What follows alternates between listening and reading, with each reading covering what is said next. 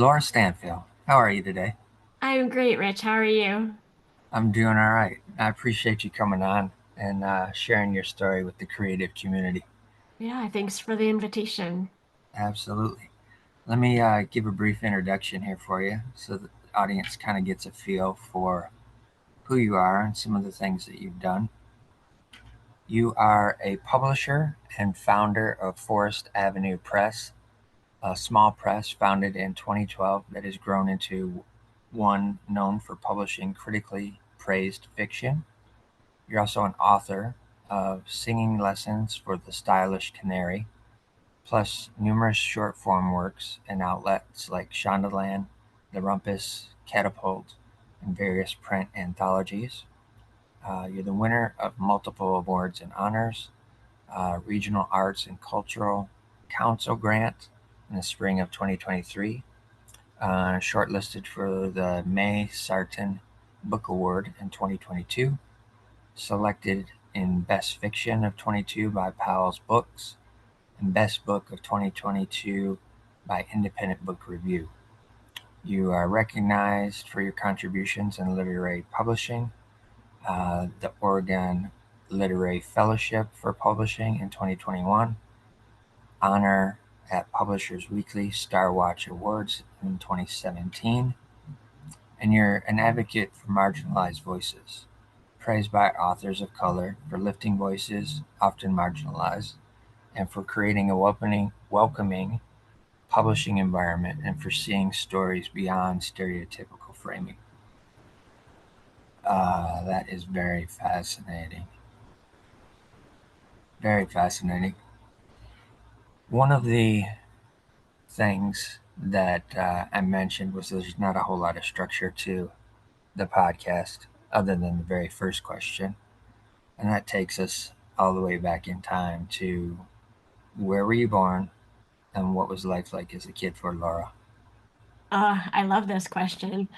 I grew up on a tree-lined street in suburban New Jersey Okay, in a historic register home that was built in 1920. very cool. And even though it looked like the other homes in our neighborhood, inside was a veritable museum of oddities. My parents are collectors. Interesting. So my father particularly collected instruments that made music or sounds, or you might say noise, depending on the Okay. type of collection. Yeah. Um, he would restore old broken things and make them play again in his spare time when he wasn't working. And so every room of the house was a little bit different than all of my Gen X classmates' houses. Our dining room did not have a dining table or chairs or like a china hutch. It had player pianos and air horns my father had restored off of trains. Very cool. Yeah. Very cool. What type of work did he do outside of collecting? He ran a small business with his dad and brother and grandfather. So Okay. And what type of business was it?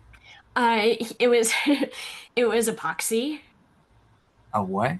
epoxy, like the glue. Oh, epoxy. Got Yeah, you. Okay. yeah, yeah, yeah. All right. So did they do like surface epoxy or were they making the actual epoxy itself? They were making the actual epoxy. Okay, got you. All right. How about mom? Was she a stay-at-home mom or did she Mostly work? stay at home, yeah. Yeah. Okay. Yeah. Were your grandparents very much involved in your childhood or engaging at all?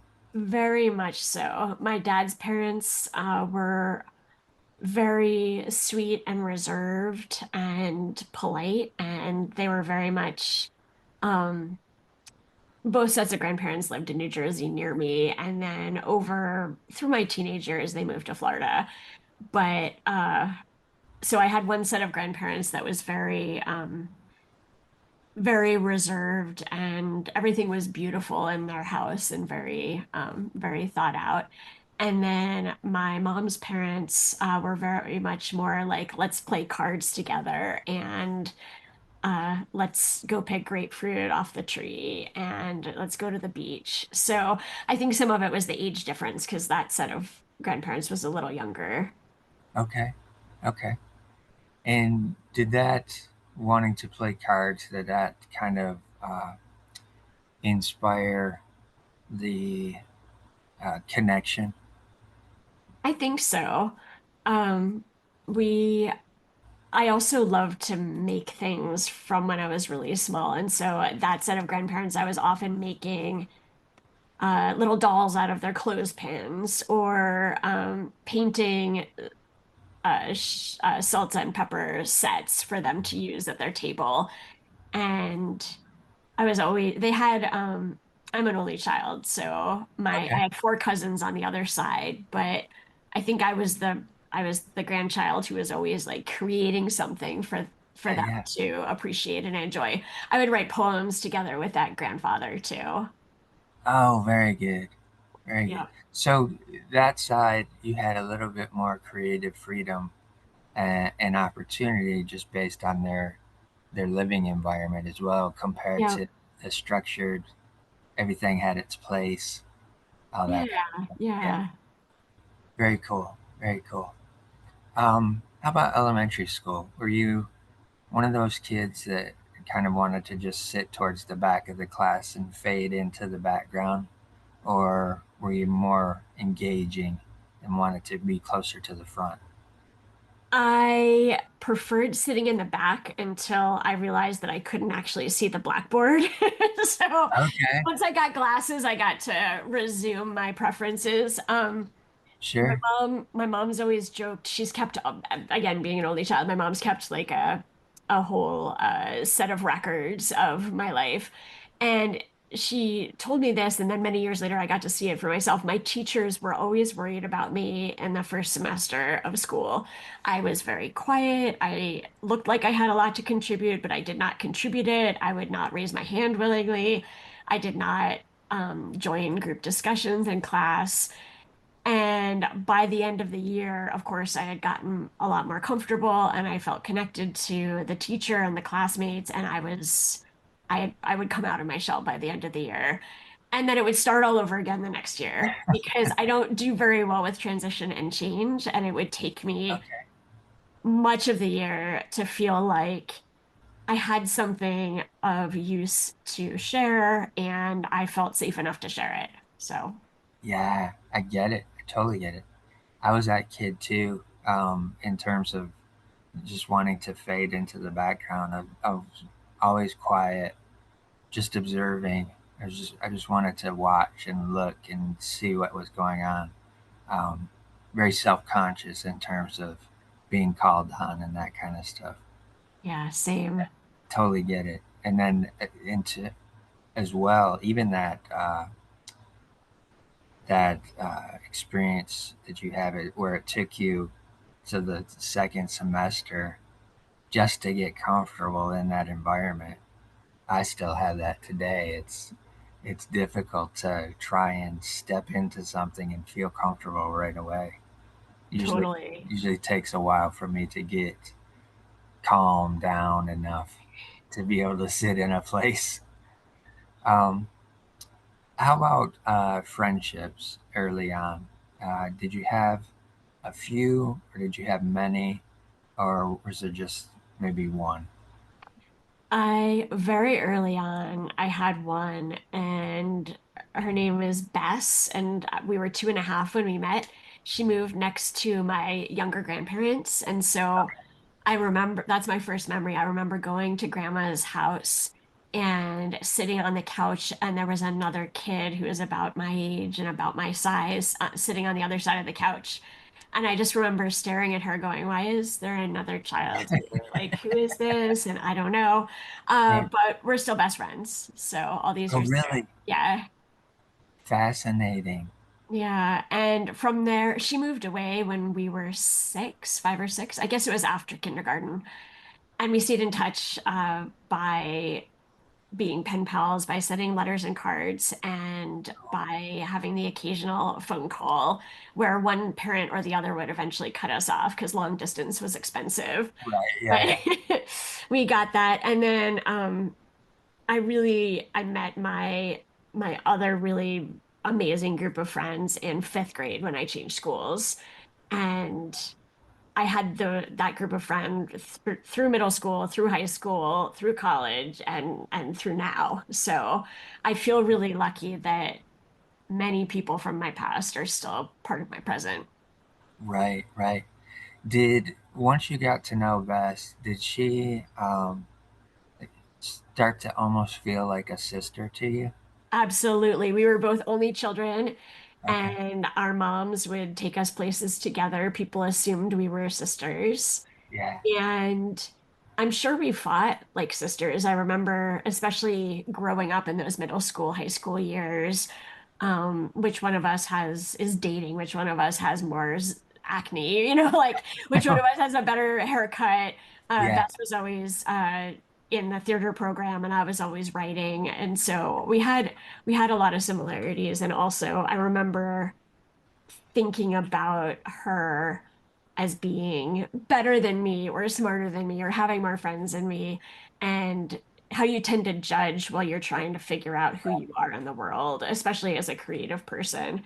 Yeah. And I feel so lucky that the person that was in my life like that um, was so funny and kind and feeling the same way about me, Yeah. and feeling like I was doing all these things that she couldn't possibly do. And so Oh we wow. were kind of a mutual admiration society that every once Yeah. in a while would bubble up into disagreement, I guess, like sibling disagreement, Sure. but it was never we never had big drop down knockout fights Yeah. emotionally, because we respected each other too much, and it was always such a gift when our parents got us together because there were Yeah. plane tickets involved and figuring out where we could stay, if we were staying with them, if we would stay in a hotel.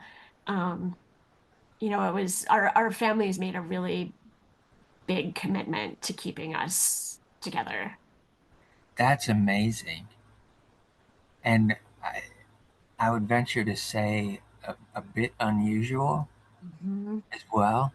Um, but fascinating that both sets of parents recognize that, hey, there's a connection here. We don't have additional children, so Mhm. let's nurture this. Yeah, Let's see how we can keep this going and together. And I imagine they were just as much companions of each other as well on these for trips. sure. The Yep. parents Yep. engaged. Yeah. Yeah, we all got along so well and still do. And I also love that when you find that person in your life, if the parents are are embracing of it, those parents also become like family as well. And so Yeah. I called Bess's parents aunt and uncle. And I remember a lot in college and in my 20s, I would call her mom to chat about things and touch base and just be part of their lives like another daughter, just the way Bess and my parents have that relationship as well. So, Yeah, for sure. I get it. I understand that for sure. Calling them aunt and uncle. When I was little, all my family, both sides of the family, are from East Tennessee, mhm, and my parents came up here because my dad was a mechanic, and so Detroit, being the automotive capital, it was easy for him to find work. So we really didn't have any relatives that were up here. My dad had a brother and a sister that were here for a short period of time, because we have a Air National Guard base here where I'm at, and his sister was her husband was stationed there, and then his younger brother was up here for a little while trying to do work as well. But we didn't have any cousins or grandma and grandpas or anything like that up here in Michigan. So the people that lived next door to us had kind of a large family, and they would babysit me while my parents would be at work or whatever. And so they kind of just took us into the family almost. So I ended up calling the oldest one grandma, called the her children aunts and uncles and stuff. So I get it. It's wonderful to be able to experience those things as a kid when you don't have a large extension of your family close to you. Yep, for sure. It's broadening. And it's also, I mean, back to that word safety. I don't think I could have found language for that back then. But when I Yeah, would show up at school, I knew people were going to judge me by how I dressed or what I said, or if I answered the math problem question wrong. yeah, But whenever I saw Bess, whatever continent or whatever, wherever she was living with her family, I knew I would be accepted. And I knew I didn't have to put on an identity for like a slimmed down version of my identity that would be palatable to them. They wanted all of me. They wanted me yeah, as me. So it's just such a gift when another family embraces you like that and is like, yeah, you're our people too. for sure, for sure. Did some of the writing that you started doing early on, did it come out of that um, sense of feeling kind of like an outsider or not feeling comfortable around others? Absolutely. I think for a really long time, speaking my thoughts and having conversations with people uh, terrified me.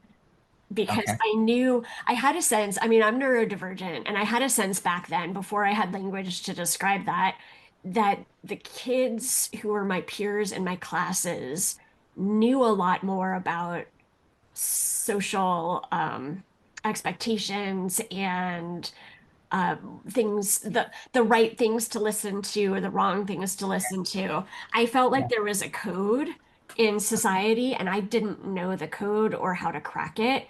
And so my Gotcha. best guess was to try to just be invisible or try to stay quiet, tuck down, and hope that nobody calls on me.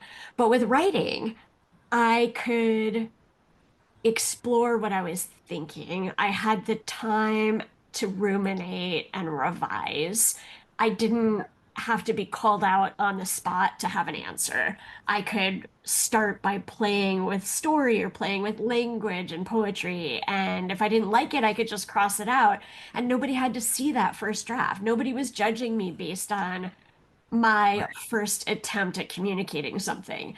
And so that really opened up my life in a way that, at the time, I'm not sure I acknowledged it as life-changing. But by the time, I mean, I've been writing my whole life, but Yeah. I would say by fifth grade, I realized that what I could do with words was special in a good way, not special in a let's make fun of her way. Right. And Yeah. I I think the credit for that goes to my fifth grade teacher, Mrs. Rabus, Okay. because we were writing stories in her class. And somehow we got to share bits and pieces of stories, and I started writing novels. And I remember my classmates begging Mrs. Rabus to let me do story time because they wanted to know what happened next in my novel. Like it was Wow. beyond just sharing the work of with your peers. It was like, we Yeah. need to hear what happens in the dog's story. Can you continue? And there were lines in my two novels I wrote in that class. I don't remember much about them, but there were lines that my classmates loved so much that they would repeat them to me in the halls. And like for years later, they would repeat bits of language from my storytelling. And that's where I stopped. I mean, I guess I still felt like an outsider, like it wasn't, not everybody could do this. But Yeah. for the first time, it felt like an asset, like a talent, like something that I could do that nobody else could do. And that was a good thing. So. Yeah. I can imagine. Holy cow. Yeah, especially if you're experiencing that, what some would call societal rejection, as much as that can fit into a elementary school, Mhm. um, just because you're different, um, quieter.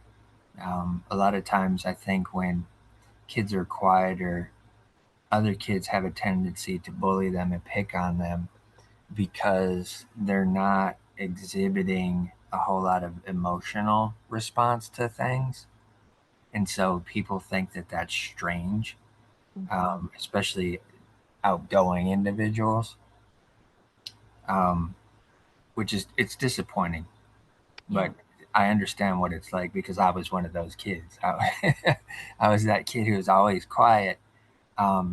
I could engage at certain times and certain points of interest, but otherwise, I was just observing. I was watching everybody. I just wanted to see how they moved, how they acted.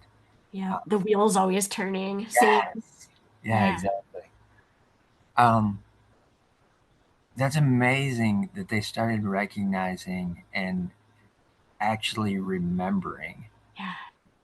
sentences and aspects of what you were writing that would just continually be brought up again.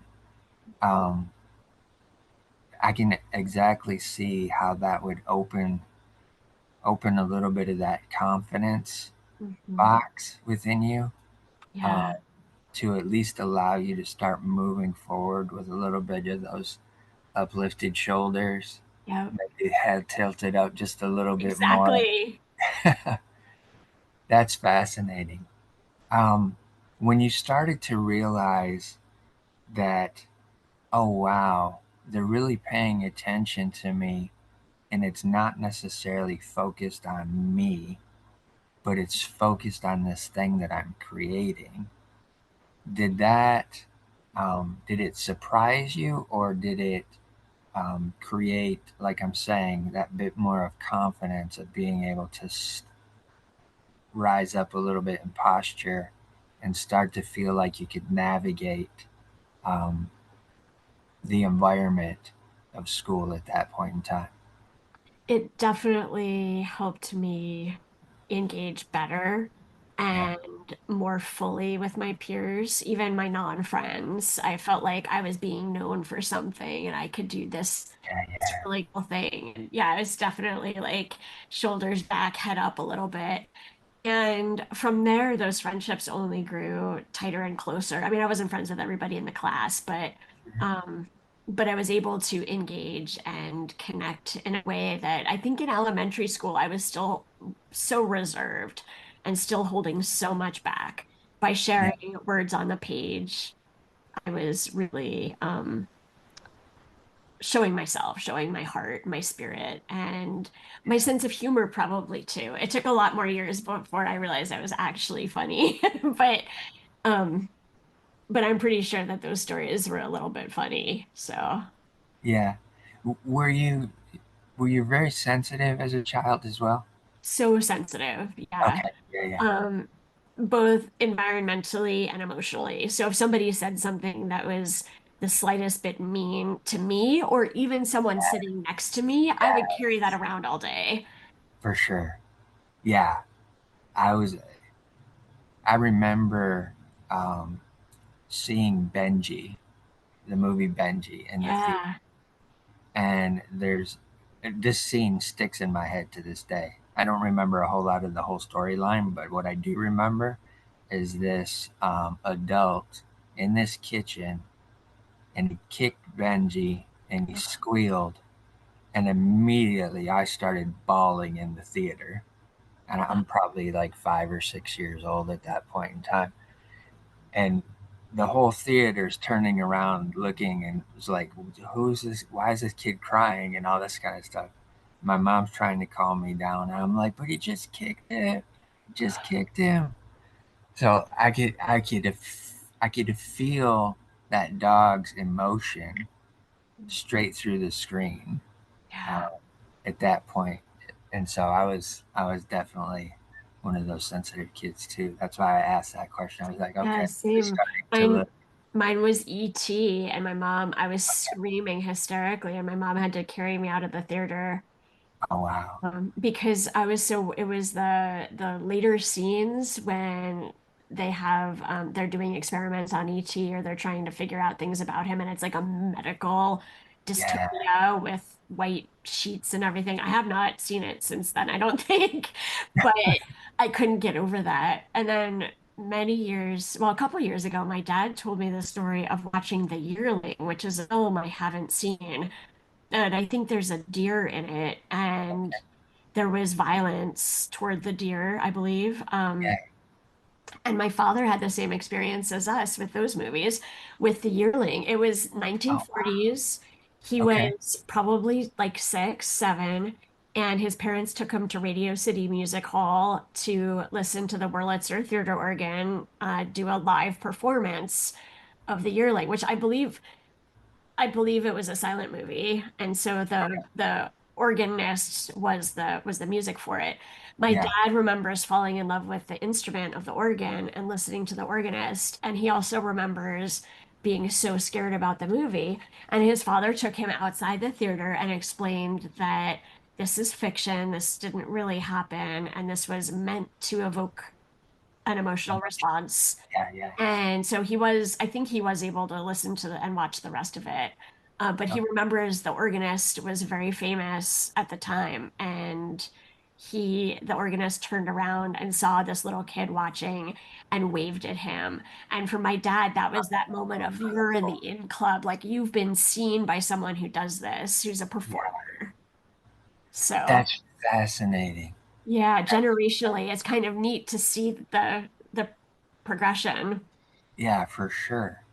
And with those, at that time in history, the the musician, the organ player, was the one who was creating the tone and emotion of the whole storyline Yep, that you couldn't hear, but you could see it play out. yep, yep. Do you think that was the pivotal moment for your dad where he started to become fascinated with those organs and stuff like that? So he started collecting those instruments? Yeah, yes, exactly. And his big dream starting in middle school or high school was to have his own organ.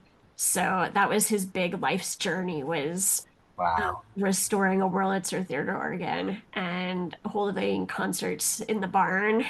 He would to build awareness of this really old art form, Yeah. and to make sure another one of these great organs did not get pieced out to other people, did not get destroyed, and preserving the legacy from our silent movie days. So yeah, that became his big thing. Very cool. Very cool. I'm seeing the lines of uh, the creative elements are passed down. Your Mhm. grandparents allowing that to flourish when you were with them. Yeah. Um, And my dad's parents, the more classical, restrained ones that would have meals in the dining room with the fancy china on Sundays, they were very supportive of my father's eccentric habits and interest in technology. And oh wow. they were at once like a model 1950s family on the outside, but again on the inside, my grandpa had ham radio, and he and my dad and his brother built ham radio kits from scratch. And my father, at some point, he must have been in high school. He got his hands on a small organ, and he was able to like put it together and set it up inside the foyer of the family house. Maybe he was in his 20s. I don't Okay. remember the story exactly. And his parents came home from their vacation and they found the front door blocked by this instrument. So I Oh think there was a lot of love and appreciation in his household, even though it was kind of a socially stricter environment.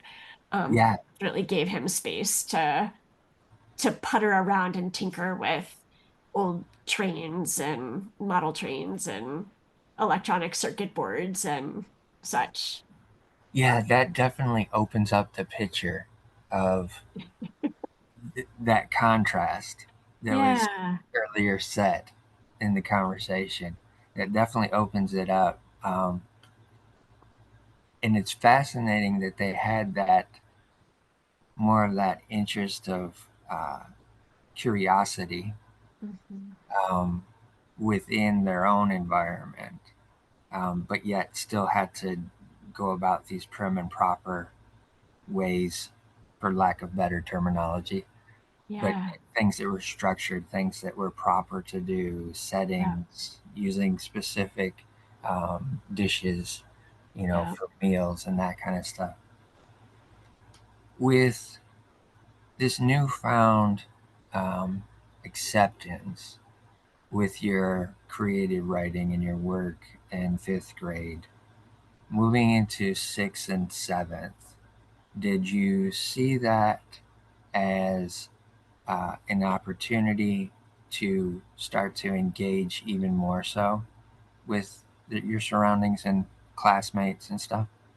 for sure. I feel like sixth grade, even though it gets a bad reputation, was one of my favorite grades because I felt like all those connections I made the year before starting this new school had solidified. And I remember reading books in sixth grade that blew my mind and that I could grapple with intellectually on a level that felt really exciting to me. Animal Farm was one of them. Okay. And I was so into it. The considering the society and the different animals. I mean, again, I probably haven't read it since sixth grade, Yeah. um, but it made a huge impression on me that I could spend time with a text and form my own opinions and have conversations about those opinions and how the text works. Like it just unlocked something about reading for me that I had not understood. And then seventh grade, Mr. Bichet, my humanities English teacher, had us work on John Steinbeck's The Pearl for months. And it's like, I don't know, a 100-page book, 150-page book. I guess we would probably call it a novella these days. But we Okay. spent so much time on the Pearl. And I thought it was the most remarkable learning experience of my entire academic career up to seventh grade. Yeah. And I loved it so much. And I remember some of my peers going, "Oh, we're doing the Pearl again." I'm like, I love it. The metaphors and the just the thinking and the questions that our teacher asked. And I was all in. Nice. Very cool. Yeah, he was amazing. He was one of a number of teachers who saw my potential and got how excited I was when I was approaching the material and encouraged me to do that. So, Yeah, I was just about to ask that exact question. Like, were those two teachers, Mrs. Revis and Mr. Richet, were they the ones that really saw who you were with this ability and kind of wanted to, again, nurture that and allow that to slip into who you were and yeah, develop? Yeah, yeah, absolutely. very cool. It's always huge, I believe, in a child's life at any point in time when they get some validation outside of the home doors. Mhm. And they get that recognition or that kindness from a teacher or an adult that really sees potential in them, even though they may be so different from a lot of the other students and quieter, especially. Somebody recognizes that, but they see past that quietness, that shyness, into it's almost like they see your soul and Mhm. understand that you're different already, and Yeah, we want to let you know that it's okay and safe to be able to yeah, move with that. Yeah, yeah. that's fascinating.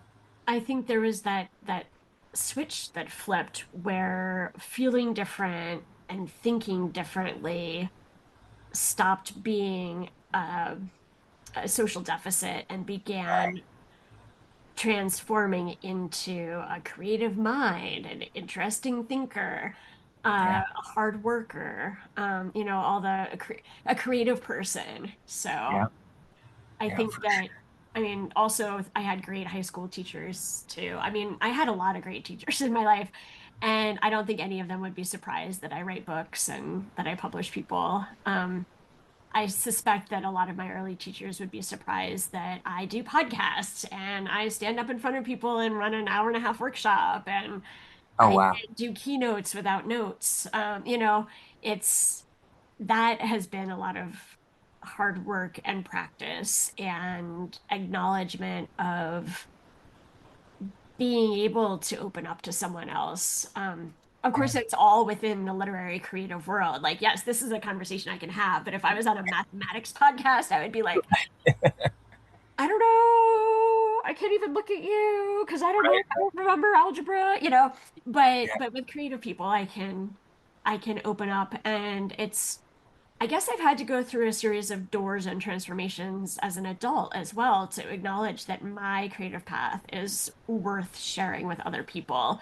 Because even if I'm younger than they are, or if they've published more books than I have experience as a publisher and a writer that can Yeah. help them frame their own creative failures and their own creative struggles in a way that makes it less about their talent and more about well, we live in a capitalist society and not every book appeals to every reader and so forth and so on. So, yeah, That's that's huge in terms of growth. It's huge in terms of realization of where your skill sets are and your assets, what you can help other people with. Um, and also, too, it allows you to not get drawn into having to fit into quote unquote a societal norm. mhm. You can stay in that creative lane and move confidently through it, and you don't really have to move out of it to Yeah, talk about math because, yeah, I mean, for me, once I got past multiplication, like it was a foreign language, I didn't understand it at all. yeah. It didn't make sense. um, so I completely understand that aspect of not wanting to have to talk about math. um, but also too just the skills and the experiences that you've developed doing your writing, creating the publishing company, all of that type of stuff. Those are huge hurdles and they're huge accomplishments. And then setting yourself up to continue to help others, that's huge. That's really what publishing is all about. I started my publishing house in 2012 because I saw too many writers with great work not finding a home for it in New York. And they Mm, would submit to agents or editors, and nobody was interested. And I was like, why are we here in Oregon writing our own work and then desperately throwing it like spaghetti against the wall to people yeah, in New York who are living in these office buildings or working in these office buildings and maybe don't understand our aesthetic? Why couldn't I publish someone here for us here? Like, why does it have to be? So that was kind of the impetus of starting my press. And um, I didn't know what I was getting into, but it's been my I can only publish a handful of writers a year just because I'm one person and I'm yeah, kind of a perfectionist and I like to give everybody the time they deserve, but I can teach a whole lot more people. And I was just in Sisters, Oregon, this cute Western town last weekend, and I did a workshop. It was basically an ask me anything about publishing. And we sold out and we had 25 people come with their questions. And I was just like, all right, let's talk about this. Okay, let's talk about this. And it was so fun because each of those 25 people got real world information of the moment. And I could respond to specific personal questions in a way that would inform and inspire the other people in the room. That was really fun. That yeah, kind of thing I love. And it's a way to use my publisher self or with my publisher hat on to help lots of writers figure yeah, out that when they are trying to get work into the world, it doesn't mean that their work is bad or wrong if they get a rejection, and to right, keep doing the work. And I get to talk a lot about the value of the creative process, whatever your creative endeavor is. So yeah. I just get all fired up about that. No, I can tell. I can tell. That's amazing, though, Yeah. and that should fire you up. Yep. Those are the things that uh, people with a kind heart and an empathetic heart, that's what fires them up, is helping Yeah. others, Yeah. It's the being of best. service to others. Yeah. That's great. And there's also, I mean, pulling it forward from my little child self in the back of the classroom in fourth grade to now, I think for a long time in my 20s and 30s, I felt like I had to be of service to others more because, well, I didn't know how else to be in the world. I just felt like that was important. But also, whenever I had twinges of self-doubt or fear or confusion or loss, even, I could replenish myself by giving back, but Yeah, also I had to come to terms with boundaries at a certain point and realize that giving back and supporting other people is my thing, but my work matters too, and my yeah, stories still matter also. And trying to find that balance of like, yes, I can help you, and also now I'm going to go do my own work because this also matters, and turning that care and attention back on myself instead of just giving it all away. That took a couple decades to to figure out. oh yes, believe me, I know what that's all about. Give As a creative, giving yourself away is probably one of the biggest struggles that we all have in Mhm. terms of the business component of being a creative.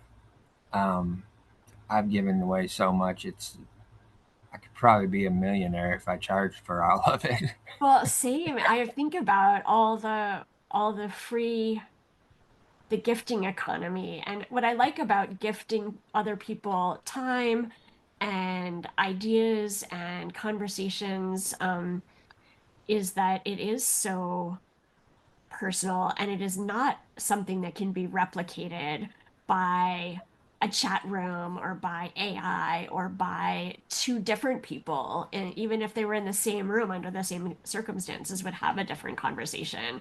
So what's Yeah, exciting to me about it is the originality of it and the moments that two people come into a space together to have a conversation. Like our conversation maybe would have been different a month from now than it is today. And how lucky are we today to be sitting here and having this conversation?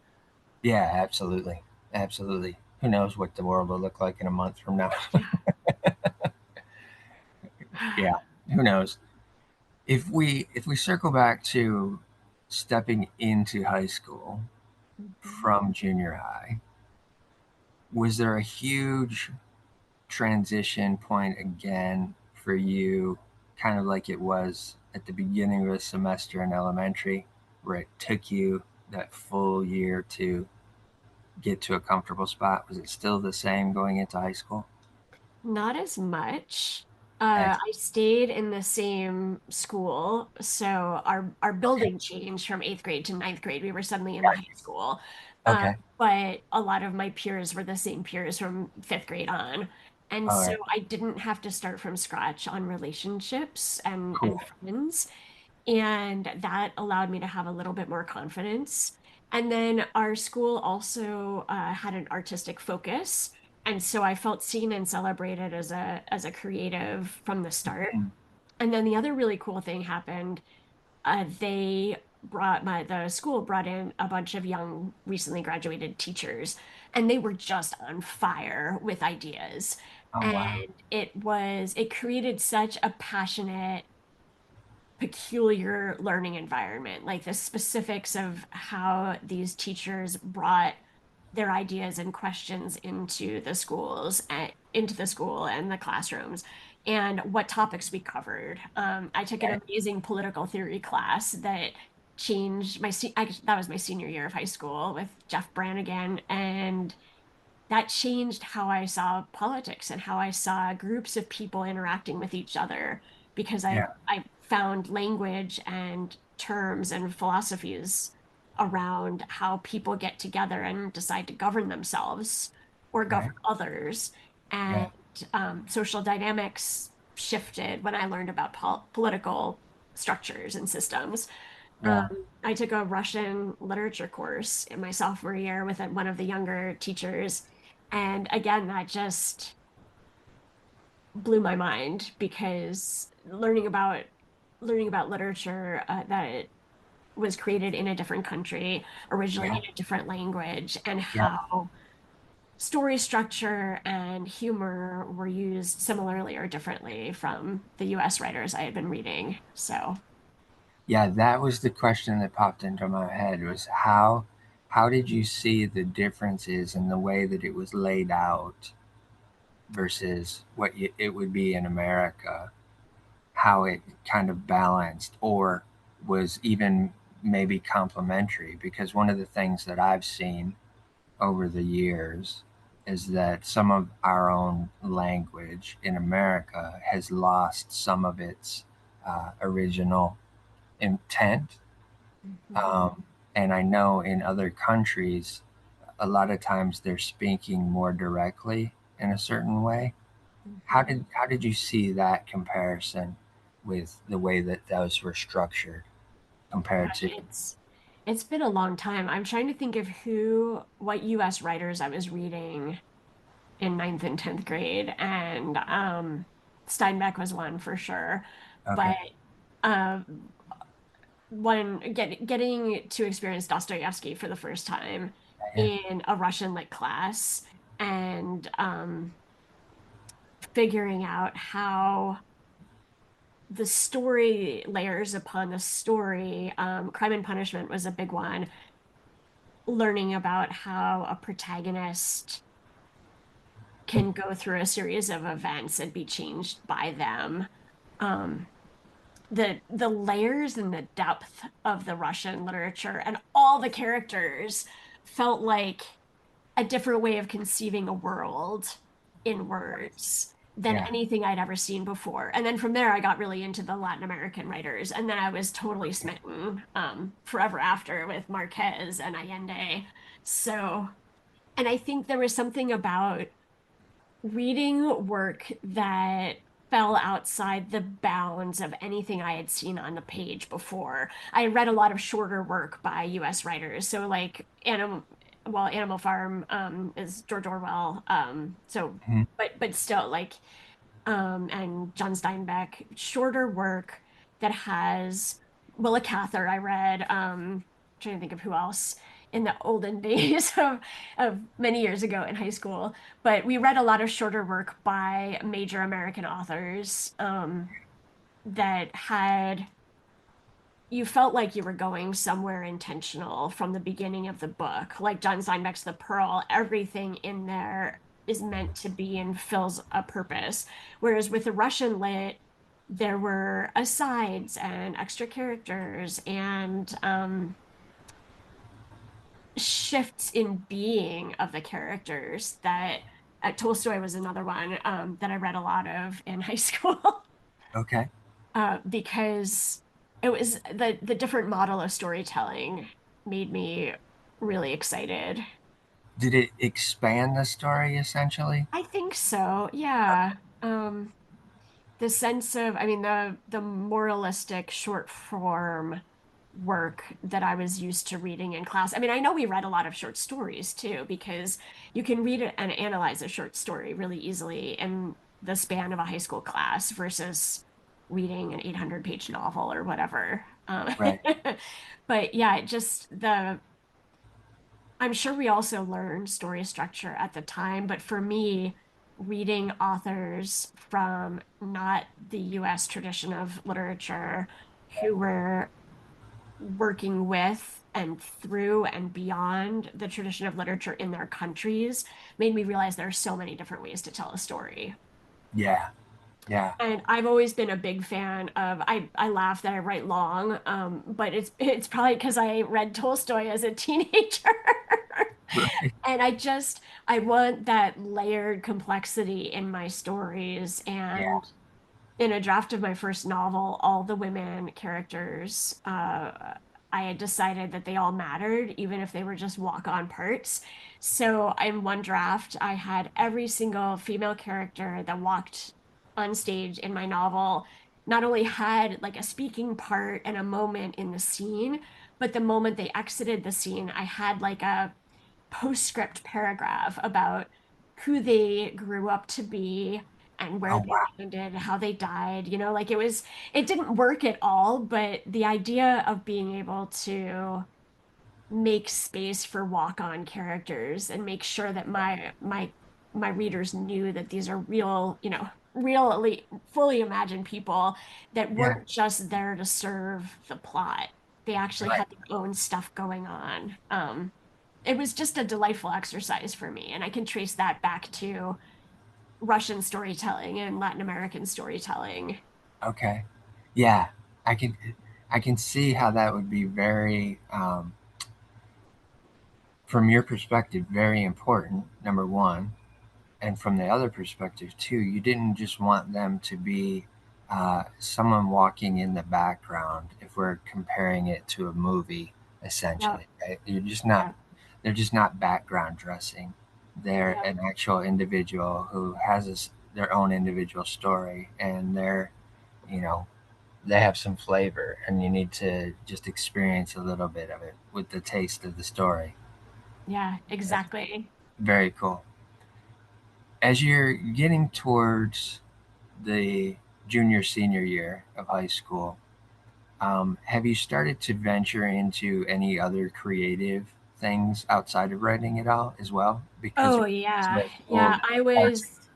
I learned how to play the flute in fifth grade, and back then it was me and a friend sitting in a practice room while all the people who learned how to play their instruments in fourth grade practiced in band.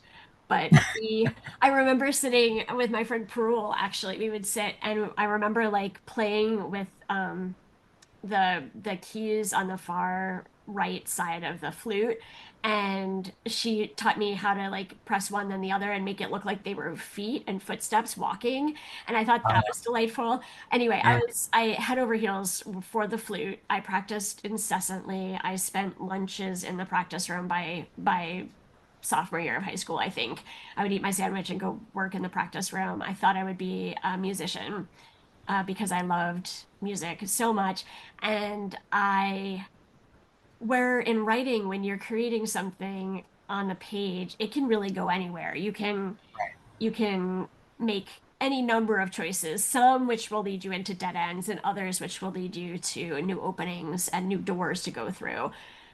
But with flute, I was always refining my embouchure and always refining my tone and my fingering. And I would play scales for hours, just trying to get my fingers to follow. And you get to the point when you're really deep into music that your brain and your fingers work almost subconsciously. They just Yeah. fly. And Yeah. so I worked on a lot of really hard etudes and different passages. Just to keep nailing them and to get better and quicker at my fingering. And Mm, it was me versus me all the time. And I would get frustrated sometimes, but most of the time it was a really nice way to channel my perfectionism because I couldn't, there's really no such thing as a perfect sentence, but I could right. nail a perfect scale or perfect fingering and also know that I could make it even better next time. Yeah. That's great. I think a lot of creatives deal with perfectionism as a characteristic that they try to attain. But the reality of it is that perfect is not a human characteristic. It is unattainable. Um, you can get close to it very much, but trying to get there every single time is not going to happen. Yeah. And I think a lot of times artists, musicians, writers would get caught up in that cycle of thinking like that, and it halts the potential of what you can do or could do if you just let some of that go earlier on in life Yeah. Yeah. versus trying to keep attaining that as you're moving forward. Yeah. But I get it, completely get it. I Took think me that's years. yeah. Same. And I still learn that lesson, continue to learn that lesson every once in a while.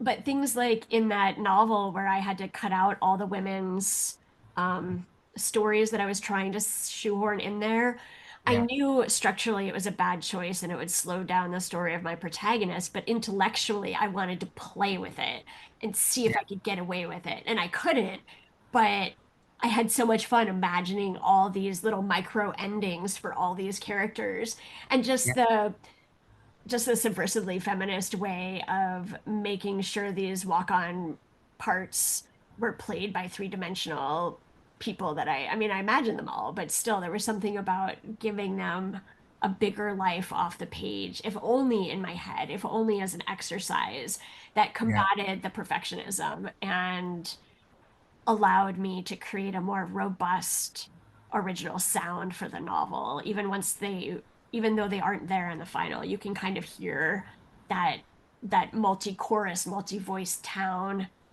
yeah, sound yeah. that I created in part by giving all these women I extra think that's voice. Yeah, I think that's a perfect highlight moment for the audience too, is to realize that an idea can be fleshed out completely, even though it may not eventually fit into the final piece, right? But allowing yourself to work through that process, it fills a need within to work through it, right? You've got to work through that in order to get to a resolution point within yourself, and Yeah, the allowance to go there. I think that's huge, yeah. and I think that's a great thing that creatives need to be able to give themselves permission to do a lot more. Um, So often we stop ourselves in the midst of creation because it doesn't look right yet, or it isn't good enough, or nobody's going to want this. And the more we talk about that, the less power it can hold over us. So I love that you brought that up. yeah, for sure. Did Do you still continue to dabble with the music today? Not really, although all of my novels these days have music in them. And so I've taken Oh, that cool. background.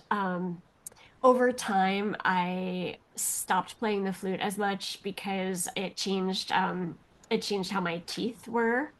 And Okay. I started having a lot of jaw pain, which then made it harder to play the flute. So, Right. Yeah. um, but I admire the young me who sat for hours with my music stand and practiced Right. repetitively. And I just try to channel that into other pursuits these days. Yeah, that's a fantastic pivot.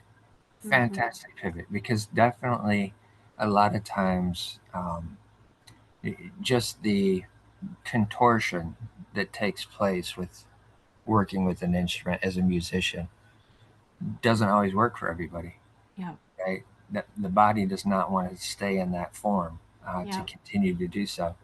So to be able to recognize that for yourself, and then just to pivot that experience over into your writing, that's Yeah. fabulous. Yeah. And also knitting. And I mean, I don't knit much anymore because of pain.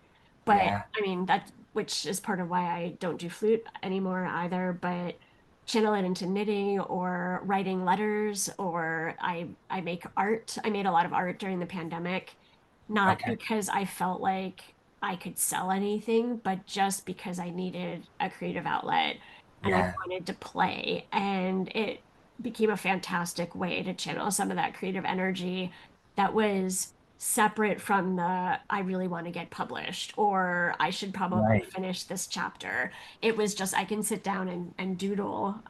So now I've been sending my kid little doodles of our dog in various positions. Because Very cool. my kid's in college, so I figured it's Okay. a way I can send home, if Yeah. email a little bit. And also they do not have to be good to be silly Exactly. and yeah. Very cool.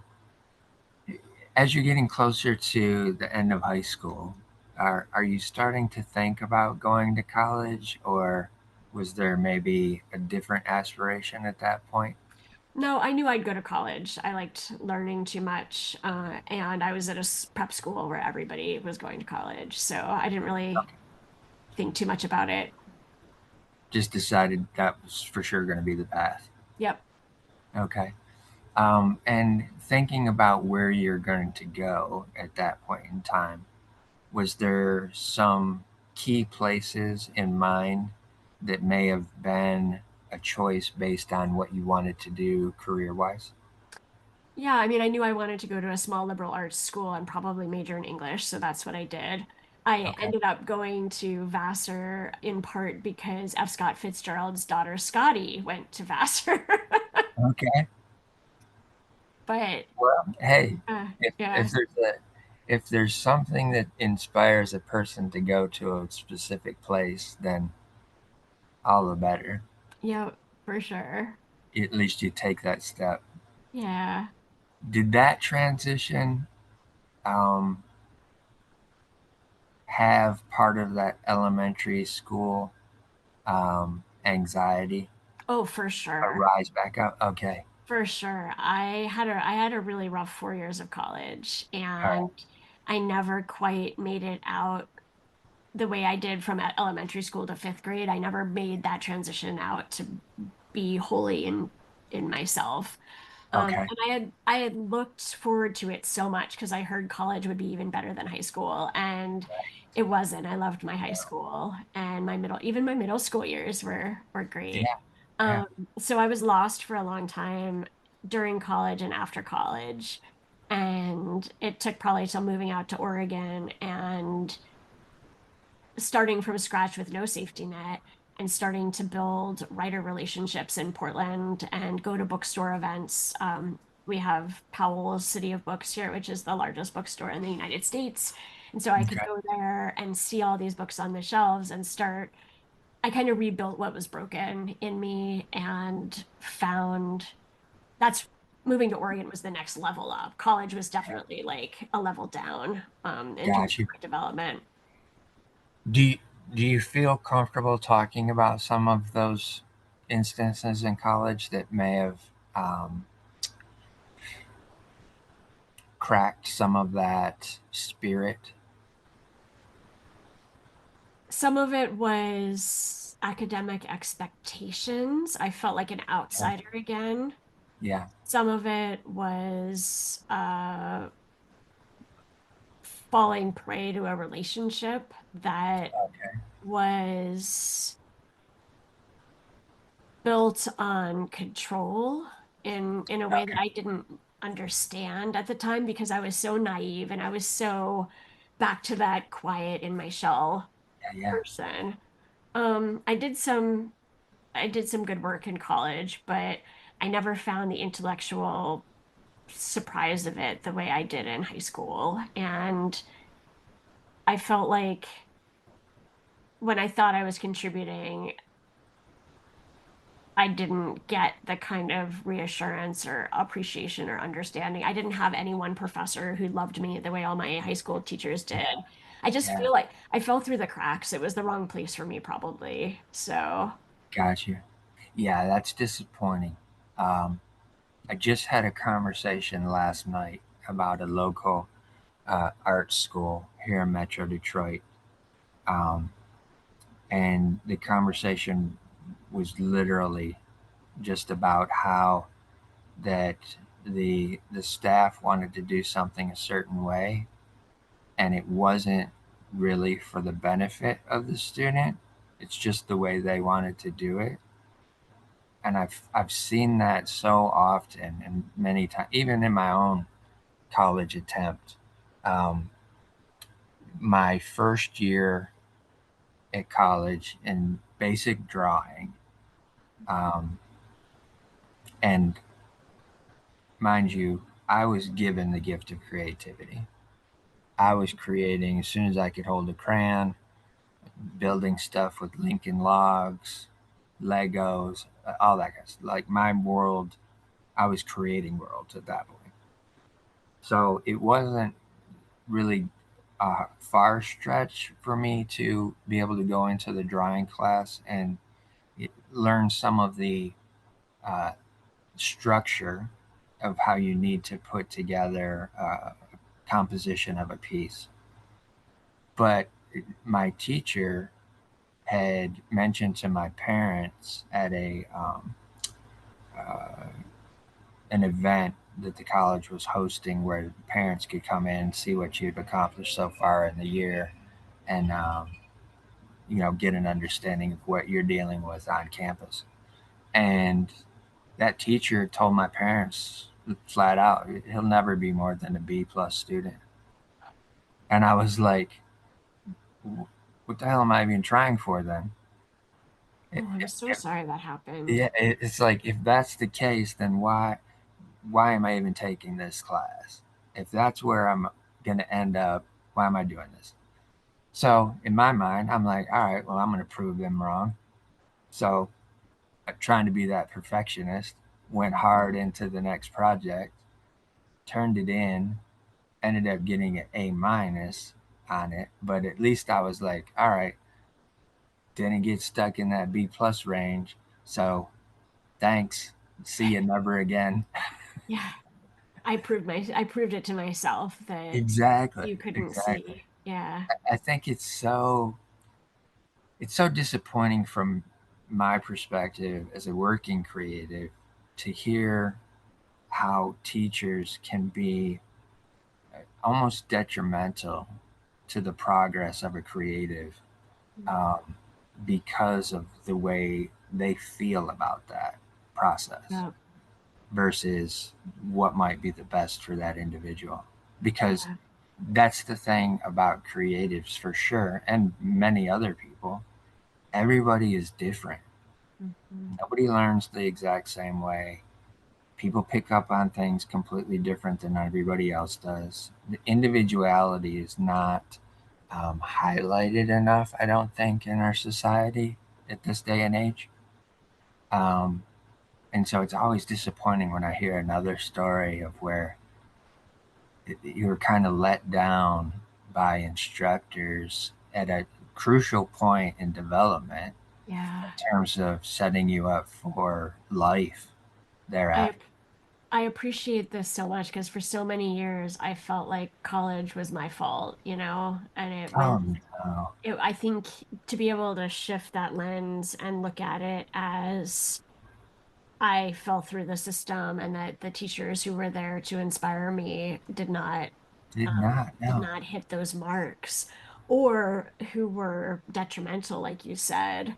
Yeah, I had one in eighth grade at that school that I loved, and I still remember the little harsh moments with that teacher, but next door was my seventh grade teacher, and on the other side of the building was my sixth grade teacher, and at the elementary school was my fifth grade Mrs. Rabus. So yeah, I never believed how she saw me. And I actually nice. stood up a little bit. I got a grade on a poem that had no, it was like a B or a B minus on a poem that I had gotten published. And I was in eighth grade. So I was Right, working hard and I was submitting poems and I got this one published. And I turned it in for an assignment. Maybe it had been contracted to be published. I can't remember, but she only said good things about it. And I was like, then can you please explain my grade? And she right, held it for like a couple of months. And I finally was like, can I have that poem back? Because maybe I was submitting it. It did get published. Maybe I was submitting it at that point and I wanted the one copy I had back. sure. And she turned it back in and she had whited out the B and she put an A or an A minus over the B because Uh, she just didn't like it.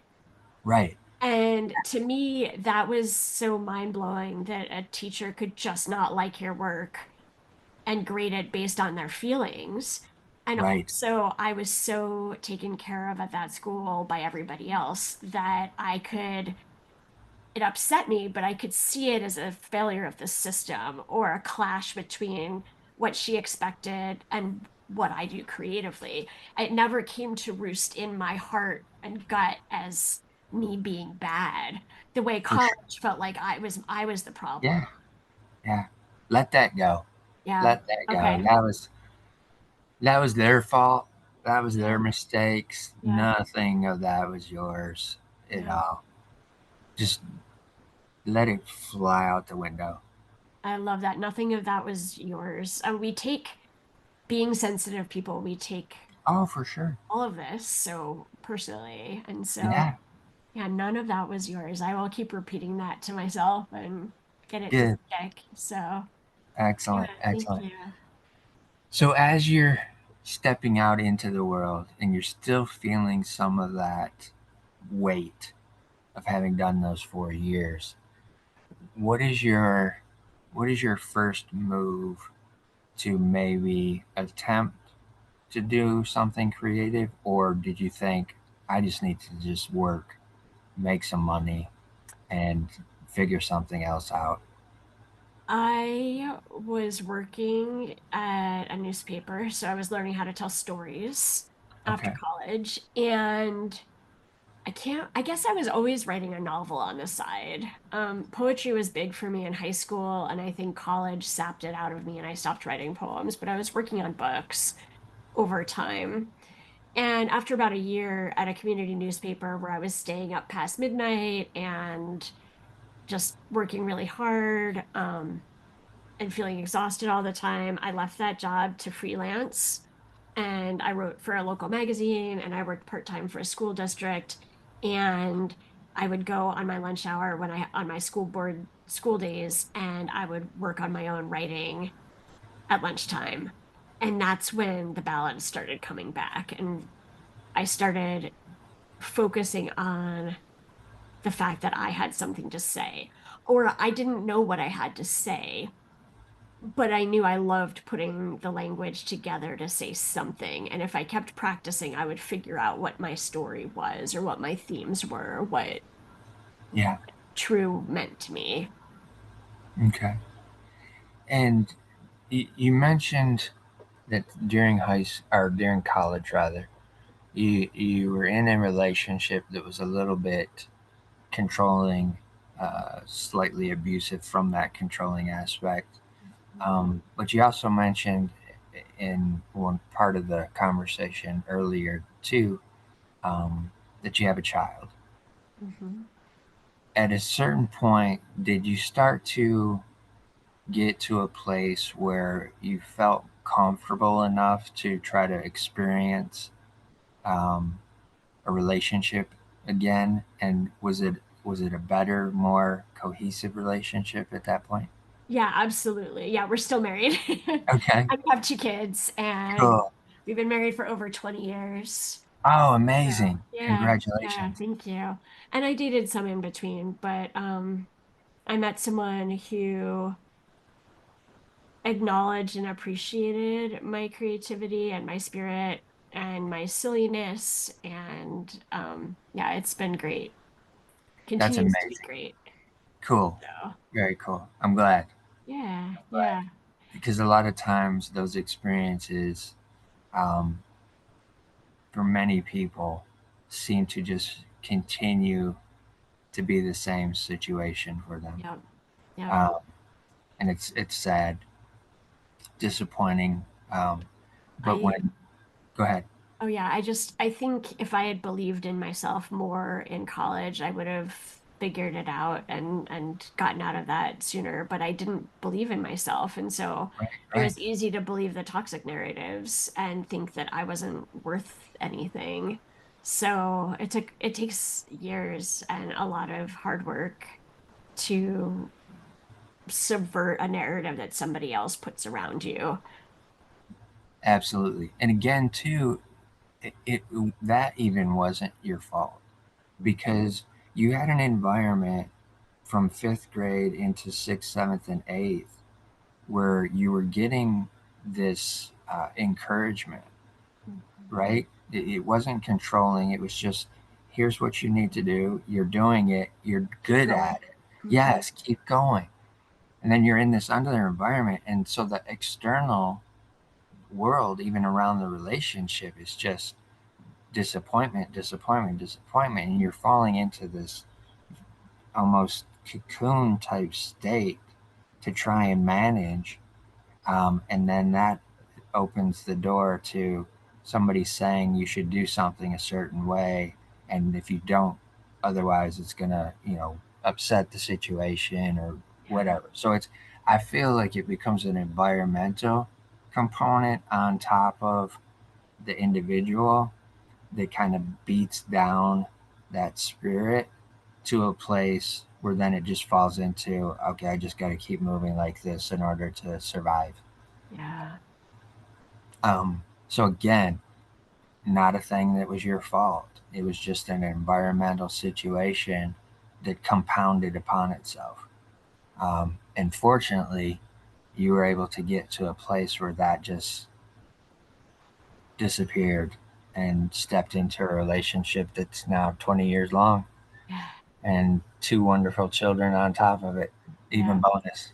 That's great. Yeah. It's incredible. And I think some of that had to do with moving to Oregon and wanting to reset Yeah. and being open to a reset.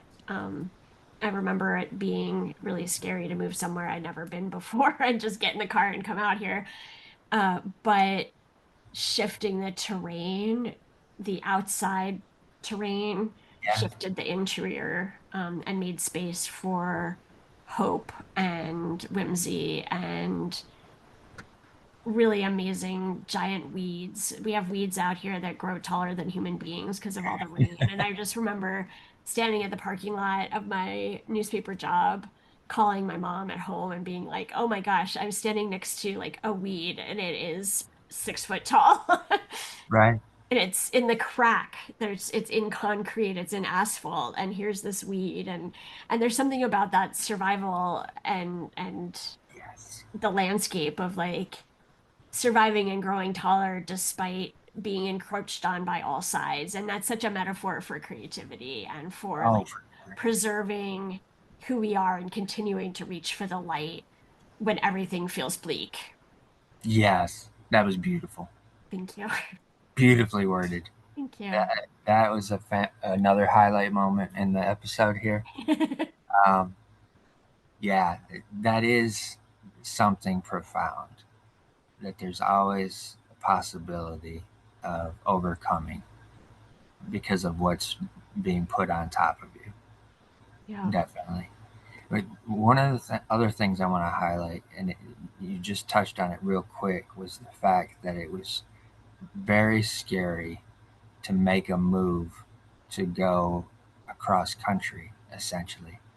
Yeah. What was the internal compass pointing to that allowed you to step into that and do it regardless of the fear? Well, I felt like I had knocked down enough pillars in my life, or I had let them get knocked down, that I had space to build something back up.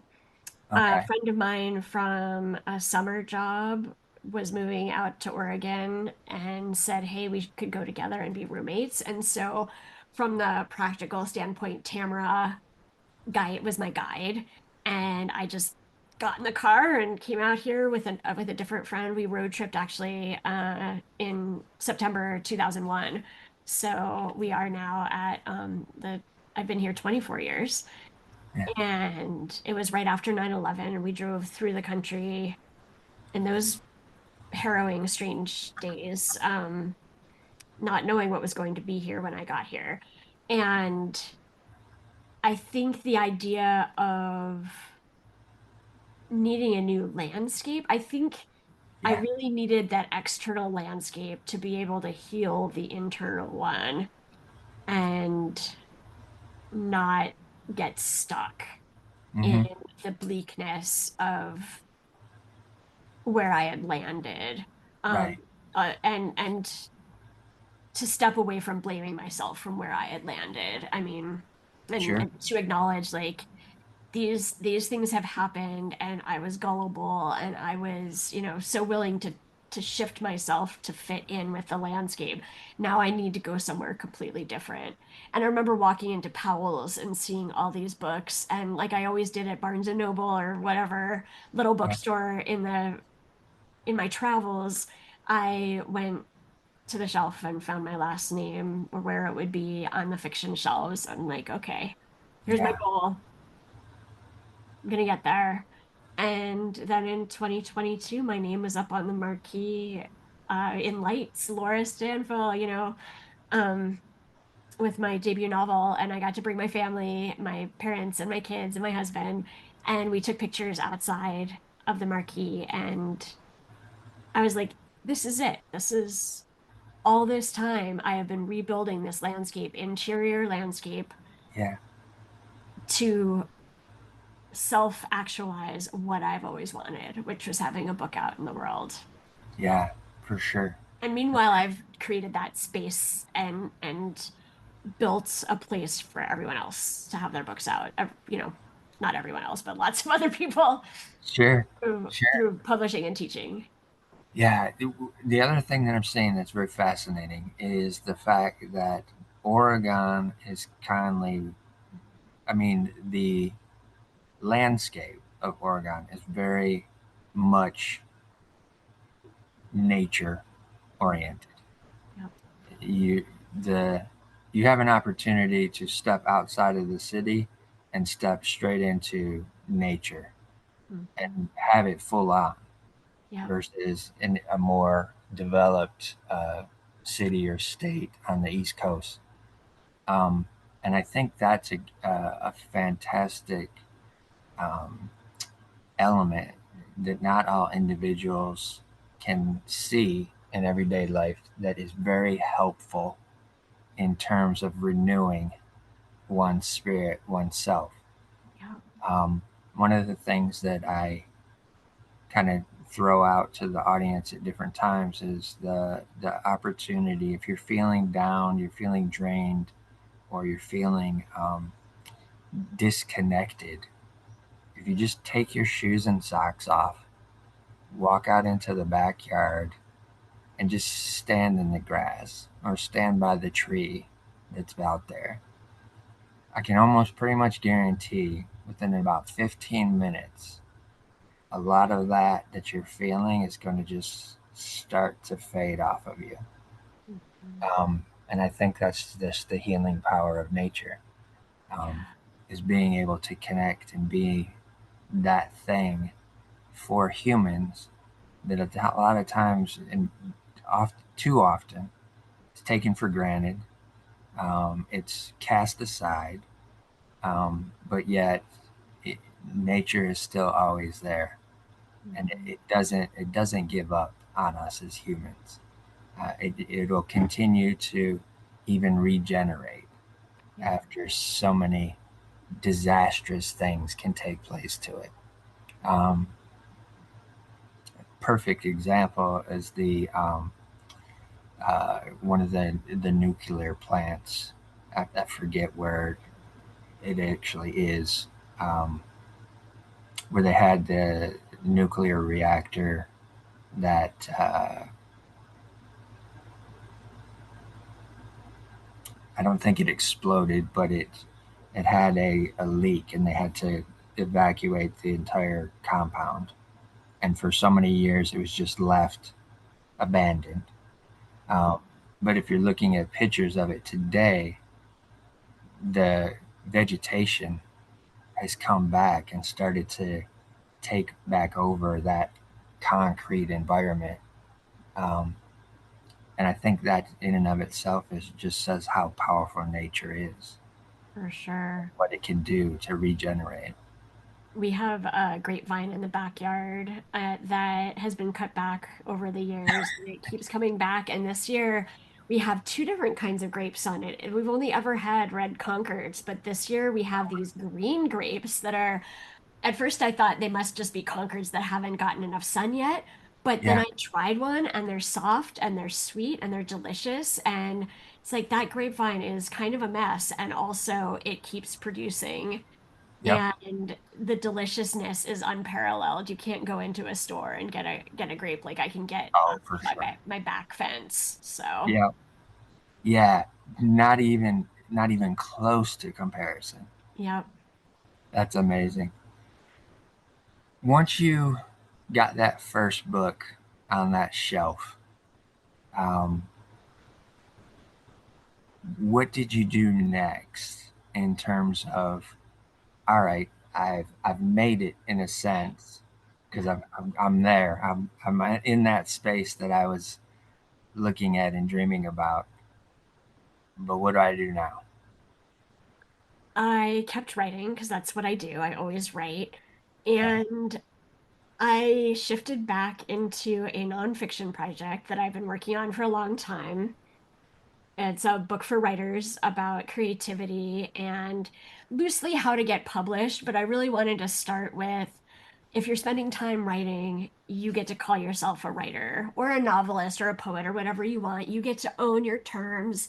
Nothing about the publishing industry can take away the fact that you're writing. Like, sure, you can write for years and not get published. I've done it, but that doesn't diminish your capacity for writing or the amazingness of you having carved out time in your life to write, to do the work of writing. And I would say yeah, the same thing for painting or music or theater or whatever your creative love is.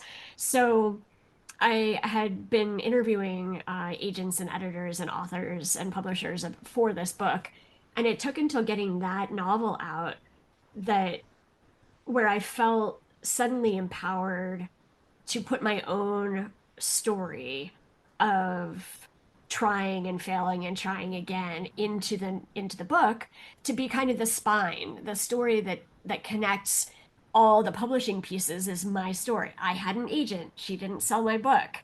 I wrote her another book. 2008 happened and the economy crashed and she yeah, was like, this is a better book, but I can't sell this now. Nobody's buying books like this. yeah, So picking myself up time and time again and continuing to write and still being playful, still thinking, I wonder what would happen if I give all these women a full micro story arc that takes us away from the main character. Can I pull that off? What do I learn when that doesn't actually work? How did that shift thematically my intent with my women characters in future books, so forth and so on. So I put all my stuff into the book also, and then it came out in April. So nice, yeah. nice. Again, highlight moment, stepping outside of a normal structure Mhm. to get done what you wanted to get done. Yeah. That I think that needs to be a huge message for the creative community to always be curious, to explore, to go beyond, to you know step outside the box some of the times, if not often, um, so that you can see what the possibilities are Yeah, because it can be so huge. for Can be sure. so huge. Yeah, I love that. And that feels so true to me as a writer. And something that's so important, I think when writers come to me and they're starting off, they want their books on the shelves, like that dream that I've carried with me since second grade. Yeah. They look at what's already there and they think, how can I add to this? And Mhm. sometimes we go too far down that path of like, well, zombie novels are selling. I should write a book about a zombie. Right. Instead of starting with that little kid in fourth grade who was sitting in the back of the class thinking, gosh, I have so much to say and I can't say it because I don't feel safe enough yet, but I can write it down. Yeah.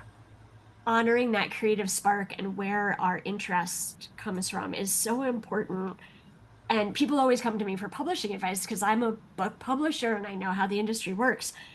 But in my book, Imagine a Door, it felt so important to back up and talk about what it means to call yourself a writer, what it means to take up space in the world as a creative person, especially before you get published, because so much of the work is being done with no immediate reward.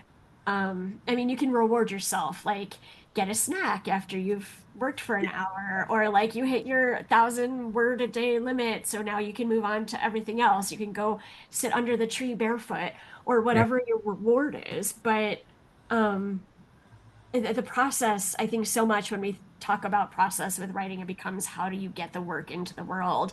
And we forget the magic of the process being circuitous or um not like anybody else's process. For sure. And we need to honor that because that's where the magic comes from.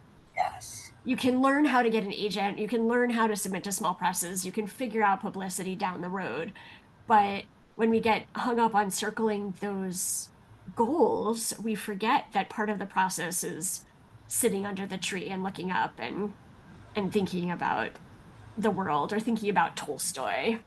Yeah, exactly. Highlight of the moment again. It never occurred to me. My novel is set in the 19th century and it's whimsical and it has lots of characters and it's omniscient. And I, not until talking to you today, did I think that, wow, I probably wrote my own version of a Russian novel. Like that Classic. from a place of whimsy and exploration and seeing how much I could get away with. Um, Right. and that's the book that sold. It wasn't the books, none of the books that I wrote based on what I thought people wanted me to write. None of those actually worked.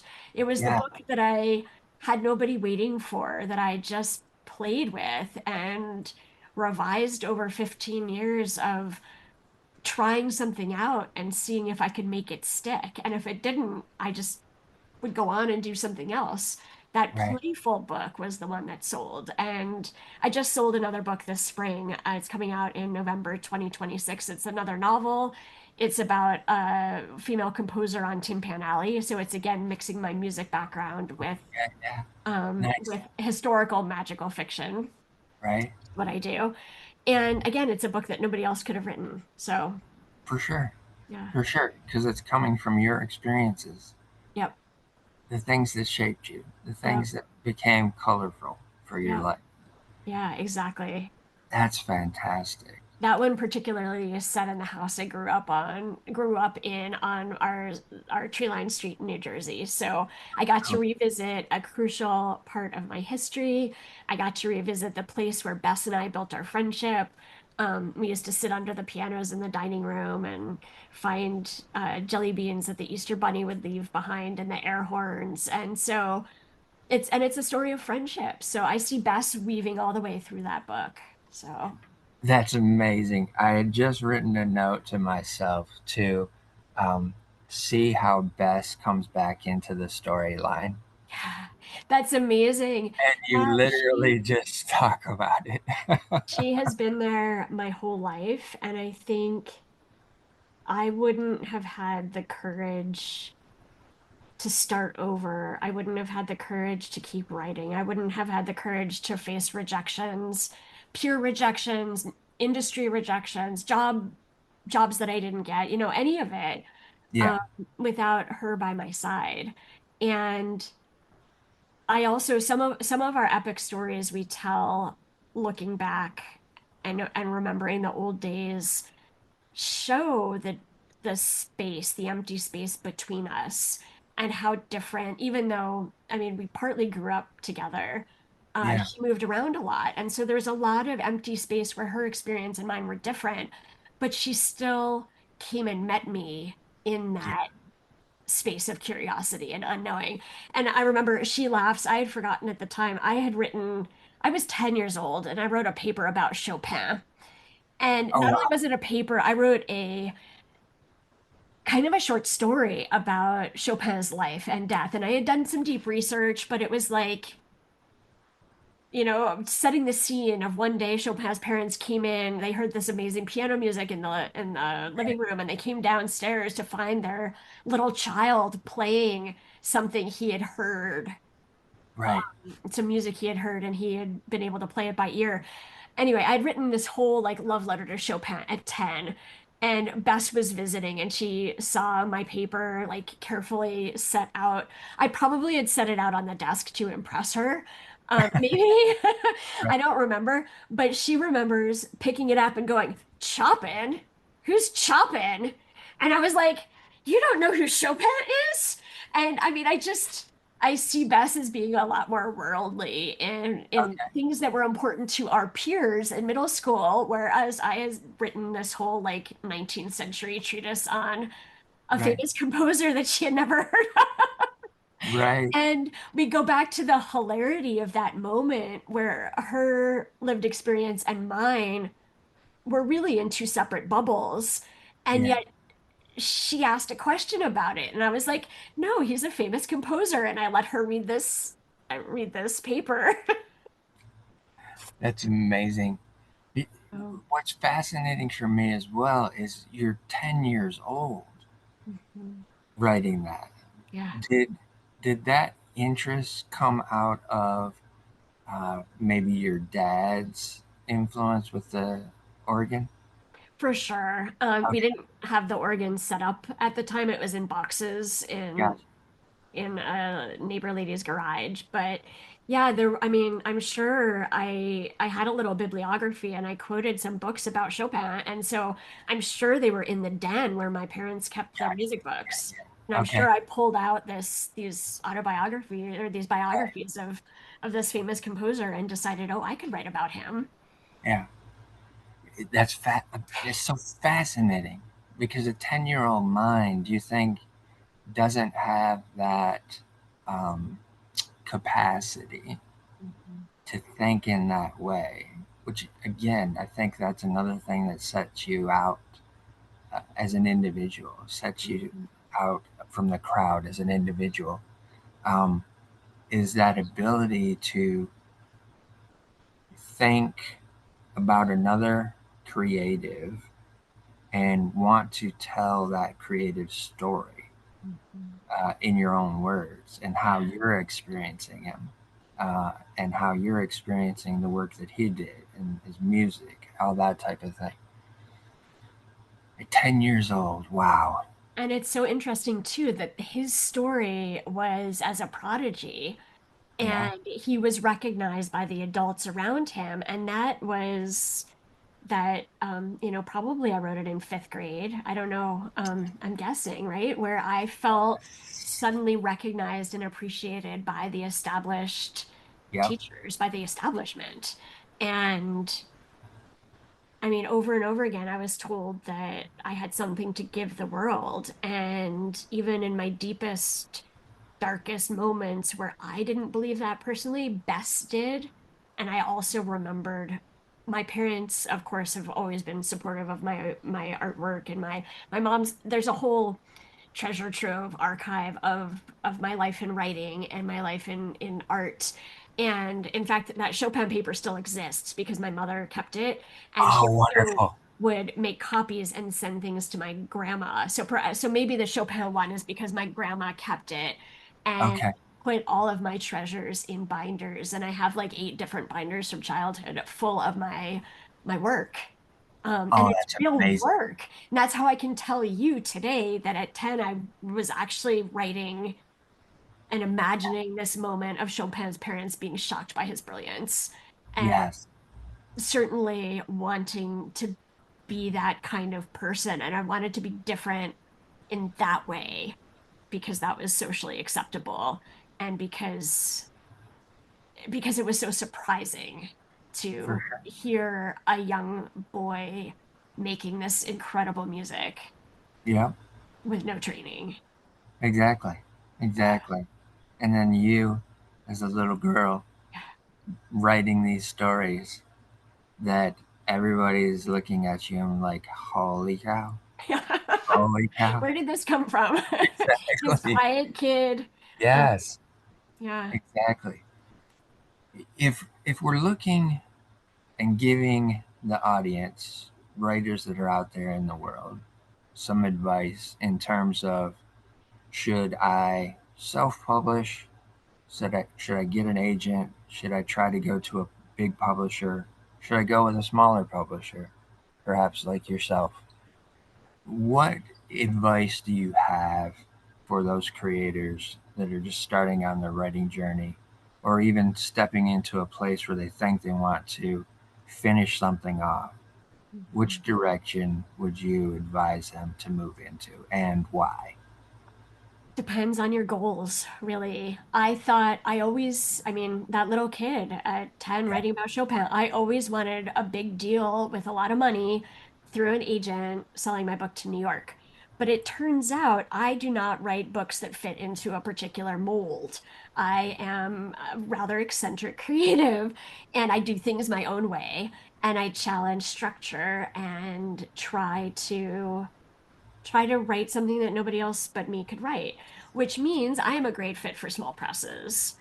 Yeah. But it took me a lot, it took me two agents and a lot of rejections from New York to realize that I could sell my debut novel to a small press. And then I knew for my second novel that I wanted to sell it to a small press. Of course, now I'm writing middle grade, and I probably will need to go find an agent and figure out how to write me at 10, right like myself at 10 for kids like me and also fit into some of the commercial parameters if I want to get an agent. There are not a lot of small presses that work with children's books because the price points don't work out very well. You have to make objects that are going to sell a lot of copies because the price point has to be low enough for teachers and grandparents and parents, and kids with gift certificates for their birthdays will come in and actually Right. buy the books. Yeah. So I feel like I'm about to shift in my career and go back into the agent world with my middle grade novel. Um, Okay. but there is no one way. And once you start one way, you can always shift.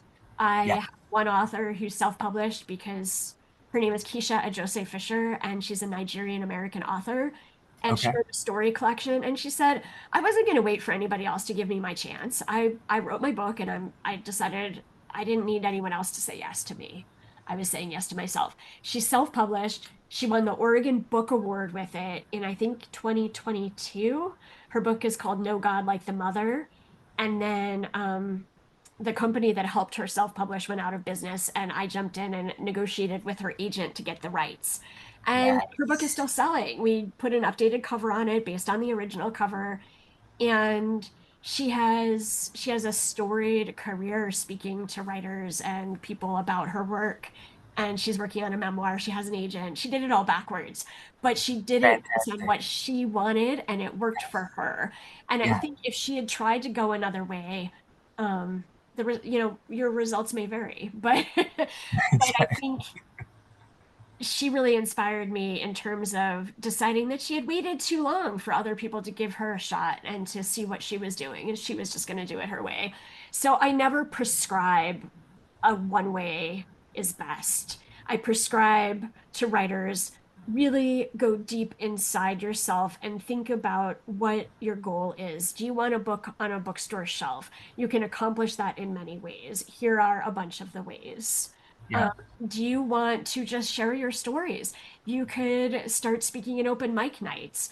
I went to a writing workshop where I was a featured speaker maybe 2 or 3 years ago, and one of the speakers teaches on cruise ships. She makes up her own presentations, usually about literary figures, and she presents them on cruise ships. And it is writing, it is art, and it's highly entertaining. And she gets this remarkable life experience out of getting paid to go on adventures and Right. teach people about Beatrix Potter or Yeah. whoever. So Yeah. it's there's no one wrong way or right way to share your work. But if you can come to sharing the work from what your wishes are and what your goals are for sharing that, you can cut through a lot of the red tape that other people put around your creative process. And you can find your way to getting it's shared with people who need to hear what you have to say or what you have to sing or what you have to show as an artist. Yeah. I think that's a fantastic story. The fact that she decided, I'm not waiting for other people any longer. Yeah. I'm stepping forward and I'm doing this for myself. And she did it successfully, beautifully, and Yeah. the agents came to her Yeah. and the readers came to her and the book festivals have come to her asking her to come speak. She's won awards. It's Keisha is remarkable and a remarkable talent, and I can't wait to see what she writes next. But I That's love her very cool. story as a reminder that we can do it however we want to do it. Yes, exactly. Creatives listening, Pay attention. That was a key moment. Rewind this, listen to it again. At this point, you need to quit waiting on other people to accomplish your dream. Move forward, take it in your own hands, and watch what happens, because it's going to not be the way you think it should have happened. It's going to be different. It's going to go in a way that's probably going to blow your mind and make you realize you've been sitting on something for way too long. It Yeah. doesn't matter if you're a painter, a musician, a songwriter, a sculptor, a hairstylist. Open the salon. Quit waiting to get permission from somebody else. Whatever. Makeup artists, fashion designers. Start building that line of clothing. If you don't want to do the line of clothing, start doing the couture pieces. Mhm. Outside the box. Do your thing. She just told you a story of somebody who said, I'm not waiting on anybody else any longer. And that's an amazing story, Laura. Thank That's exactly what the audience needed to hear, especially today, I think, because there's so many times where us as creatives, we don't have enough drive inside of us for whatever reasons, whether it's just societal um, constraints, environmental constraints, family constraints, any of the things above.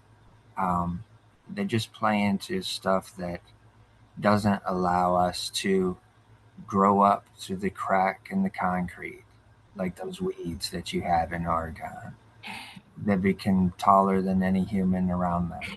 right? Those are the things that take place. And I think that's where us as creatives need to step outside of what we think is the right way to do it and just move forward and do it. Yeah. I mean, I founded a publishing house with no experience because I saw that I had the skills. I could edit and I could do layout because of my newspaper days and I could collect talent and get the word out because I knew how from the newspaper side how publicity worked. And Yes. I just did it because I felt like I don't have to wait for someone else to tell me that I have space in the literary community. I can just make my own space on the outside of the popular kids or the really famous people or whatever. And I could just make a little spot for all of us outsiders. And it's grown since then. But I think that's why too I recognized Keisha's spirit and talent. And when I had the opportunity to acquire her book and get it out to a new set of readers, I was like, I would love to do this with you. And I feel Yeah, lucky that we got to work together and that I get to bask in some of that spirit of hers. for sure. For Yeah. sure. That's amazing. You're able to do for others at this point in time what those fifth, sixth, and seventh, eighth grade teachers did for you, Yeah. right? Yeah. They recognize that unique spirit, that unique thing about the individual person Mhm. that was just like, we have to nurture this. We Yeah. have to protect this. We have Yeah. to encourage this to move forward. Yeah. And they sure did. So, Yeah, that's fantastic. I appreciate that you're doing that from the outside as another creative, um, because it, it takes courage to step outside our comfort zone. But if we step outside our comfort zone with the intent of helping others, it helps build that courage and it helps chop away those anxieties, those doubts that play yeah. around in our mind all the time. Um, so amazing. all those negative thought patterns that stop us from doing the work, from ever getting to the page or getting to the Yeah, cord or getting to the paintbrush. Yeah, exactly. love it. Exactly. Well said. Thank you. I think this is a great place for us to end today because it's on a high note.